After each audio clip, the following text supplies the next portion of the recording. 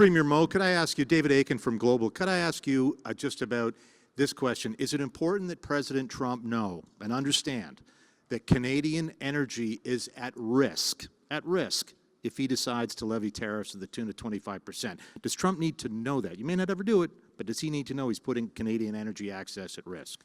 Well, I would say that we, not only Americans, but North Americans need to have access not only to our oil and gas products, but all of our energy products. If we are truly going to continue to build what we aspire to build as individuals, whether we live south of the 49th parallel or north of the 49th parallel, but we need to ensure that we are not having this tariff conversation for any length of a period of time, so that we can build towards that continental manufacturing security, that continental energy security, and that continental food security. We have done I would say, a good job on the food security side, to the point that we take it for granted. At times we have had, I would say, unnecessary conversations about the path of pipelines, whether they be to Tidewater or whether they be to our U.S. partners and our allies in the U.S. In years gone by. And so we maybe haven't done as good a job at working on that integrated economy and that integrated opportunity that we have to provide energy security to all North Americans. And I'm talking about continental energy security, not U.S. or not Canadian exclusively. And the same with respect to manufacturing security and providing the goods that we need as individuals and as communities.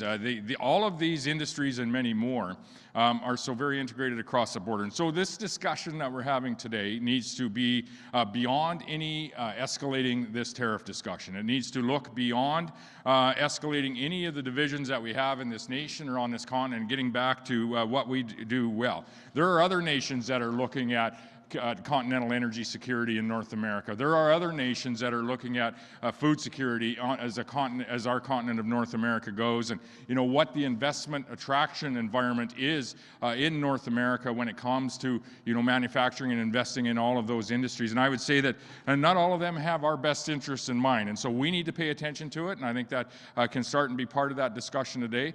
But it's certainly we need to morph our discussion with President-elect Trump, very soon to be President Trump, to continuing to build on what has been successful in North America. And we've been successful when we focus on providing our own security, whether that be security in general, whether it be energy security, manufacturing security, or food security. Well, just said that nothing should be taken off the table. Not energy, not hydro, nothing should be taken off the table in terms of the response to the tariffs. How do you view that? Well, we will, find out what we are dealing with on January the 20th or shortly thereafter. I would say, is there ever a time when we have escalated a broad-based tariff discussion to the point of taking nothing off the table or looking at taxing Canadian goods that Canadians are producing and creating wealth not only for their family but for our community and more broadly for each of us through the various programs that we have across the nation. And so taxing Canadian produced goods in the form of export tariffs, it would be not only counterproductive to this entire conversation. We need to be talking about how we remove tariffs not only in North America but around the world, but having a conversation about increasing them, and increasing this conversation into more of a broad-based tariff war is not good for Canada. Canada does not do well in that environment. I would say North Americans will not do well. All Americans and Canadians are going to pay more for everything that we ultimately purchase. So that's the first reason why we should not be considering export tariffs or taxing things that Canadians are producing. The second is that it just isn't going to be conducive to bringing this conversation back to where it needs to be. North America providing our perspective and our opportunity to work alongside our largest ally, our largest trading partner, the U.S., in providing that continental energy security, food security, and manufacturing security. If we are not working towards that, you're counterproductive in the conversation. Premier Moe, have you modeled out how many jobs will be lost in your province if Trump does go ahead with this tariffs? We're having those meetings now directly with industry. Our Minister of Trade and Export Development is having those meetings actually today and throughout this week and over the course of the next number of days as to what the actual impact is. I think the initial impact that you can think is you look at what your exports are to the U.S. and Times it by 0.25 and you'll find out what that is. For us, it's about $30 billion. We have diversified around the world, very much focused on diversifying our exports around the world. We've increased our export value drastically over the last 15 years, but we've also diversified it to the point that we send about 65% of our exports in Saskatchewan to the U.S.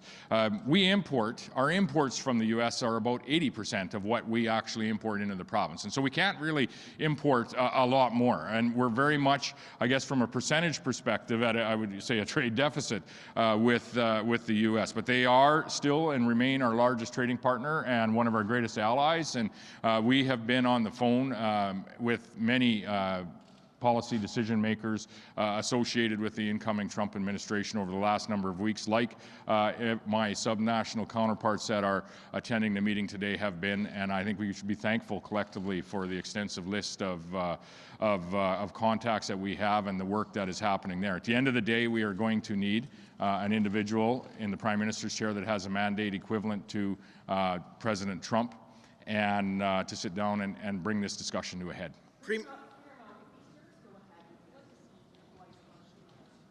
That's maybe associated, but certainly an important discussion, is I think when you see the increases that have happened in the equalization formula are starting to skew. The equalization formula there is to ensure that Canadians can be treated equally from a tax perspective, can be treated equally from the services that they access.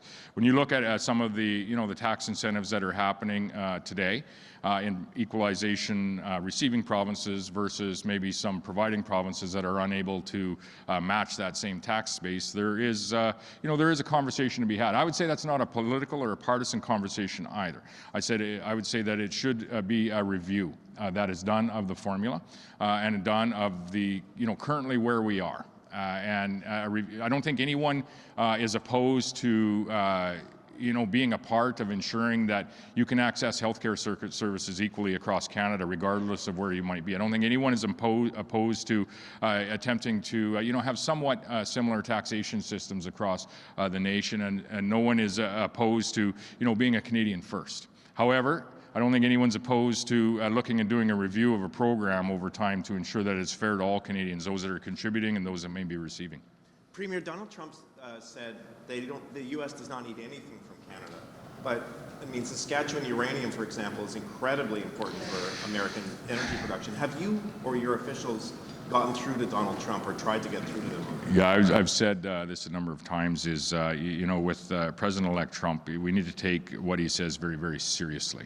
However, not every opportunity do you have to take precisely what he says literally.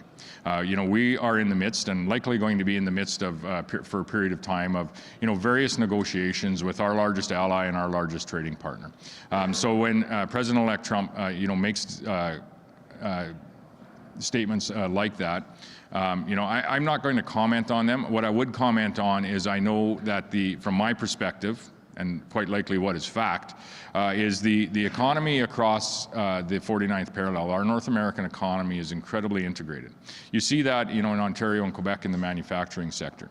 We see that and have very much engaged with our U.S. counterparts, most recently when the steel tariffs were on how many times a piece of steel actually crosses the border back and forth until it ultimately is made into a piece of pipe that goes in at Cushing's, Oklahoma, because we're not building enough pipelines in this nation, or ends up in car parts or ag equipment parts or mining parts. So it is absolutely an integrated economy, and to say that that we don't need to work with the Americans to add value to the products that we're purchasing and actually selling and providing to the world is an incorrect statement. And I would say the same is true for products that flow from the south to the north. It's an integrated economy. It's our greatest strength, and we need to work together as Canada's 13 premiers and our current outgoing Prime Minister and whoever will be coming in, and I commit to working with both in the best interests of Canadians on this entire discussion, which will morph over time, and so we're in that for the entirety of it.